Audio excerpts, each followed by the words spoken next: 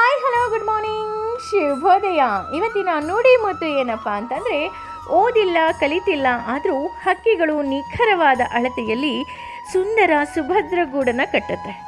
ಇದು ಸಾಮಾನ್ಯ ಜ್ಞಾನ, ಪ್ರಕೃತಿದತ್ತವಾಗಿ ಬರುವ ಜ್ಞಾನ. ಅದು ಎಲ್ಲಕ್ಕಿಂತ ಮುಖ್ಯವಾದ ಜ್ಞಾನ. ಅದಕ್ಕೆ ಪ್ರತಿಭೆ ಮತ್ತು ಪರಿಶ್ರಮ ಸೇರಿದಾಗ ಯಾರು ಬೇಕಾದರೂ ಜೀವನದಲ್ಲಿ ಯಶಸ್ವಿಯಾಗ್ಬೋದು. ಅಷ್ಟೇ ಅಲ್ಲ, ಮಾತಿನಲ್ಲಿ, ಸ್ವಭಾವದಲ್ಲಿ, ಸಂಸ್ಕಾರದಲ್ಲಿ ಸರಳತೆ ಹೊಂದಿರೋ ವ್ಯಕ್ತಿ ಎಂದಿಗೂ ಯಾರಿಗೂ ಸಹ ಹೊರೆಯಾಗೋದಿಲ್ಲ. ಅವರು ಸರ್ವರಿಗೂ ಪ್ರಿಯರಾಗ್ತಾರಂತೆ.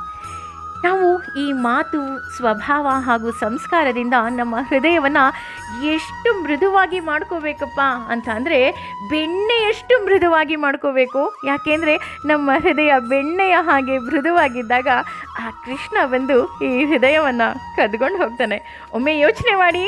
Thank you.